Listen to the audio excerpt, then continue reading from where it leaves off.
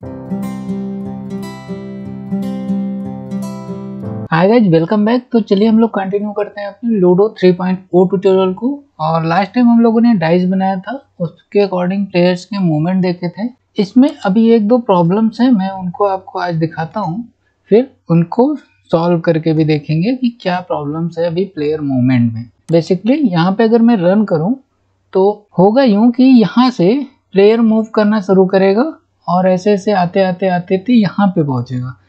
यहाँ पे एक कंडीशन आ जाएगी कि मान लो प्लेयर यहाँ पे खड़ा है और इसके पास मूव करने के लिए सिर्फ 2 पॉइंट है, एक यहाँ पे और एक मेन होम के अंदर। बट मान लो कि नंबर आता है 5, तो 5 पे तो वो मूव ही नहीं कर सकता है, तो वहां पे आ जाएगी एक एरर। अगर एरर की बात करें तो मैं एक बार इसको प्ले करके दिखाता हूँ। पहले 6 आने देते हैं, फिर मैं प्लेयर को यहाँ तक मूव करके दिखाता हूँ, उसके बाद एरर दिखाऊंगा कि एक एरर भी यहाँ पे आएगी। ठीक है, अभी 6 आ गया तो मैं इसको बाहर ले आता हूँ और फिर इस प्लेयर को मूव करके यहाँ तक ले आते हैं। फिर मैं आपको एक प्रॉब्लम दिखाता हूँ कि क्या प्रॉब्लम है और उसको हम सॉल्व कैसे करने वाले हैं। देखो अभी यहाँ पे क्या आ रहा है, 1 2 3 4 पाथ पॉइंट बचा है। अगर 5 या 6 आएगा तो ये मूव नहीं करना चाहिए, बट ये अभी के केस में मूव करेगा और यहाँ आने के बाद एक एरर देगा। देखते हैं क्या नंबर आता है। पहले तो 1 आया, तो 1 तो मूवेबल है, अब सिर्फ 1 2 3 तक मूव कर सकता है। तो 1 आया, अभी भी ये मूव करेगा, बट 2 3 यानी कि 1 2 से बड़ा नंबर आता है तो एरर आ जाएगी, उसी को हमें सही करना है। अब देखो 6 आया है और अगर मैं इसको प्रेस करूं तो ये मूव नहीं होना चाहिए, बट करंट सिचुएशन में ये मूव करेगा जिससे एक एरर आएगी। तो मैं इस पर क्लिक करता हूं तो आपने देखा ये यहाँ पे आ गया।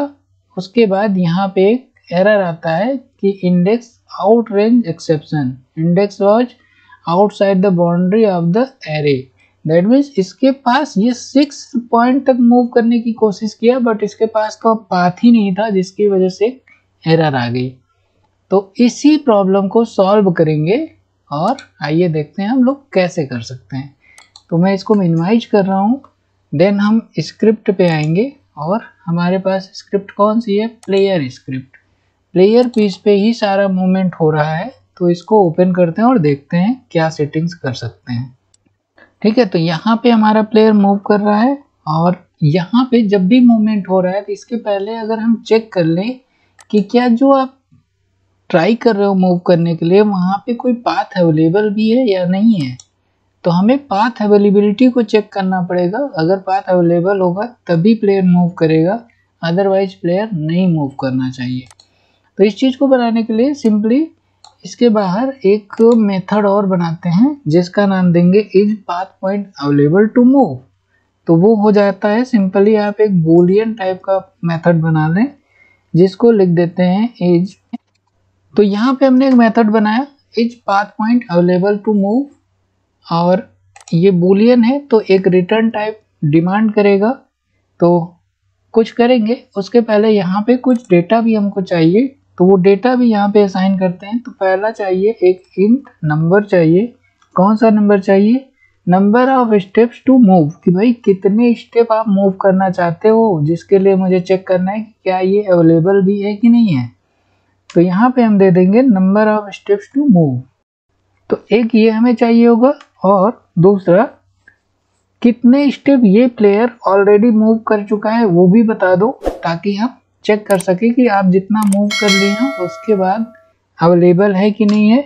तो हमें यहाँ पे एक और वेरिएबल चाहिए होगा जिसमें हम ये पास करेंगे कि number of steps already move, कितने स्टेप्स ये प्लेयर ऑलरेडी मूव कर चुका है। तो 2 ये हो गए। अभी हमें एक और चीज चाहिए कि किस पाथ पे आप मूव करना चाहते हो।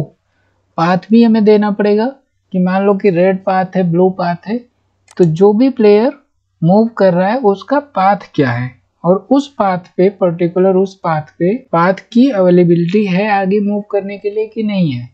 तो जिस तरीके से हम लोग यहाँ पे पाथ असाइन कर रहे थे ना पाथ पॉइंट्स का, वही सेम चीज यहाँ भी ले लेंगे और हमें पाथ भी मिल जाएगा और इसमें चेक कर लेंगे कि कितने टोटल पाथ हैं हमारे पास। तो अभी ये तो हो गया फंक्शनैलिटी। अब हम इसमें अंदर देखेंगे कि क्या कर सकते हैं। तो पहली चीज number of steps to move अगर इक्वल टू 0 है, दैट मीन्स मूव करने के लिए कुछ है ही नहीं। तो if number of steps to move equal to 0, ऐसे केस में क्या करेंगे, हम रिटर्न करेंगे फॉल्स। चूंकि ये बुलियन टाइप का है तो ये ट्रू या फॉल्स ही रिटर्न कर सकता है। देन इसके बाद अब हम कैलकुलेट करेंगे कि लेफ्ट नंबर ऑफ पाथ कितने बचे हुए हैं।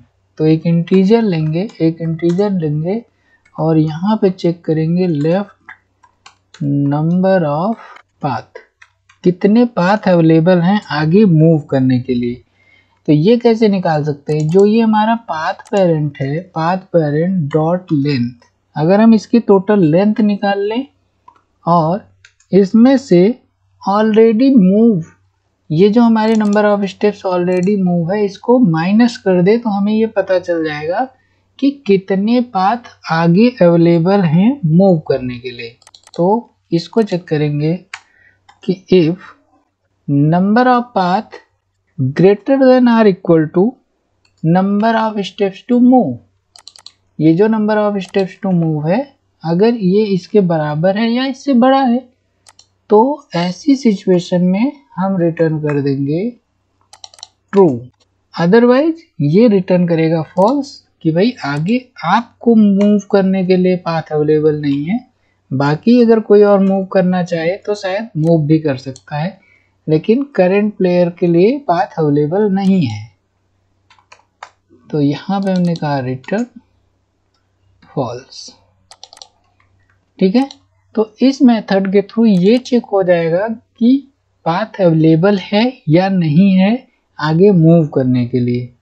तो सिंपली ये जो हमारा फॉर लूप था इसके अंदर ही तो हमारा प्लेयर मूव कर रहा है, तो इसी को हम पास कर देंगे इफ कंडीशन के अंदर और वहाँ पे क्या करेंगे, is path available to move को चेक करेंगे और साथ में इन दोनों डेटा को पास करेंगे। 3 डेटा एक्चुअली में चाहिए, तो पहला हमें क्या चाहिए, number of steps to move, तो यहाँ पे हमारे पास होगा number of steps to move, then comma number of steps already move, ये यहाँ पे पास कर देंगे, देन कॉमा पाथ पेरेंट भी पास कर देंगे और इसको यहाँ पे जब भी ट्रू आएगा तो ही ये प्लेयर्स आगे की ओर मूव करें, अदरवाइज नहीं मूव करेंगे। तो हमने यहाँ पे एक प्रॉब्लम ये सॉल्व कर ली।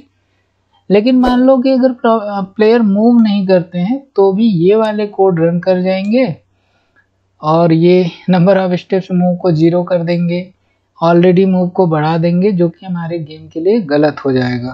तो हमें यही सेम चीज़ यहाँ पे आके इनके लिए भी बना लेनी है, लेकिन इनमें इन्हीं 2 चीज़ों को पास करेंगे और ये वाला जो कैन प्लेयर मूव है इसको ट्रू ही रखेंगे कि ठीक है प्लेयर मूव कर सकता है, कोई और, अगर ये प्लेयर नहीं मूव कर पा रहा है तो कोई दूसरा प्लेयर मूव कर सकता है। तो आइए देखते हैं कि अभी हमारी ये प्रॉब्लम सॉल्व हुई कि नहीं। तो फिर से हमें टेस्ट करना पड़ेगा और टेस्टिंग बहुत ही इम्पोर्टेंट है, विदाउट टेस्टिंग के हम लोग कुछ कर नहीं सकते हैं, एक्सपेक्ट भी। तो विदाउट टेस्टिंग हम लोगों का गेम परफेक्ट नहीं बनेगा, तो इसकी टेस्टिंग बहुत इंपॉर्टेंट है। तो आप टाइम निकाल के इसको टेस्ट ज़रूर करें। फिलहाल मैं इसको रन करता हूं और फिर से यहां तक प्लेयर को लाऊंगा और जो प्रॉब्लम हमें पहले हुई थी देखेंगे कि वो अभी भी हो रही है कि नहीं हो रही है। यहाँ पे क्या है, a compiler error was to fix before you can enter the play mode. अच्छा, यहाँ पे हमने ये देखो सेमी कॉलन नहीं बंद किया था ना, इसलिए वो एरर आ रही थी। तो यहाँ पे हम मूव गेम रन ही नहीं कर सकते थे, तो फिर से इसे सिंक होने देते हैं। तो अभी हम गेम मोड को बड़ा करते हैं और इसको रन कराते हैं। ठीक है, तो सबसे पहले तो प्लेयर को बाहर ले आते हैं, 6 आने का वेट करते हैं, 6 आ गया और अब हम आगे गेम प्लेयर को यहाँ तक ले आते हैं, देन हम आपको समझाते हैं कि प्रॉब्लम सॉल्व हुई कि नहीं हुई। ठीक है, तो अभी हम यहाँ पे फिर से आ गए हैं और अब अगर यहाँ पे 1 2 3 आता है तब तक तो ये प्लेयर आगे की ओर मूव कर सकता है, लेकिन 4 5 6 कुछ भी आ गया तो ये प्लेयर आगे मूव नहीं करना चाहिए। तो अभी हम यहाँ पे क्लिक करते हैं और देखिए 3 आया है तो ये यहाँ पे आ जाएगा, तो मैं इस पे नहीं मूव कर रहा हूँ। 2 आया है तो 2 भी यहाँ तक तो आ जाएगा। 6 आ गया तो 6 पे क्या होना चाहिए, ये प्लेयर नहीं मूव होना चाहिए, बाकी के अगर कोई प्लेयर हैं तो वो आगे मूव कर सकते हैं। तो मैंने इस पे क्लिक किया तो देखो ये अब आगे नहीं बढ़ रहा है, और जो यहाँ पे एरर आई थी वो भी नहीं आ रही है। मैं इस पे क्लिक कर रहा हूँ, बट इस प्लेयर को क्लिक करूंगा तो ये बाहर आ जाएगा, है ना। और अगर मैं फिर से देखूं तो 3 आया है, 3 पे तो ये भी मूव कर जाएगा क्योंकि इसके लिए पाथ अवेलेबल है, और ये भी मूव कर रहा है। देन फिर से देखते हैं 4 आ गया। अब 4 पे क्या होगा, ये प्लेयर नहीं मूव करना चाहिए क्योंकि इसके लिए पाथ अवेलेबल नहीं है, लेकिन इस पे क्लिक करेंगे तो ये पाथ अवेलेबल है, आगे की ओर मूव कर रहा है। तो बेसिकली यही प्रॉब्लम्स थी जो कि हमने सॉल्व कर ली है। अच्छा, यहाँ पे अब एक और प्रॉब्लम है, वो भी मैं आपको समझा देता हूँ, बट उसको सॉल्व करेंगे नेक्स्ट लेक्चर में। प्रॉब्लम क्या है मैं वो दिखाता हूँ। यहाँ पे 6 आने का वेट करते हैं, वेट फॉर 6। देखो 6 आ गया, मैंने इस प्लेयर को बाहर निकाला, ये यहाँ पे आया, सही है।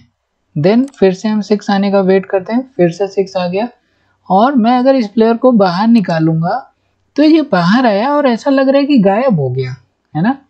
बोर्ड पे अब 3 ही प्लेयर दिख रहे हैं, जबकि यहीं पे 2 प्लेयर हैं। ऐसा नहीं कि नहीं है, लेकिन ये पता नहीं चल रहा है कि यहाँ पे 2 प्लेयर खड़े हुए हैं।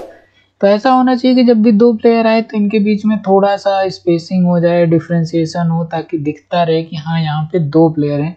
अदरवाइज अभी तो ऐसा लग रहा है कि इस पूरे बोर्ड पे सिर्फ 3 ही प्लेयर हैं। देखो अगर मैं यहाँ पे मूव करूंगा ना, कोई भी नंबर लेके 5 आ गया, तो यहाँ पे अब 4 प्लेयर हैं, वो प्लेयर यहीं पे था बट पता नहीं चल रहा था। तो इस चीज़ को भी हम लोग नेक्स्ट लेक्चर में सॉल्व करेंगे।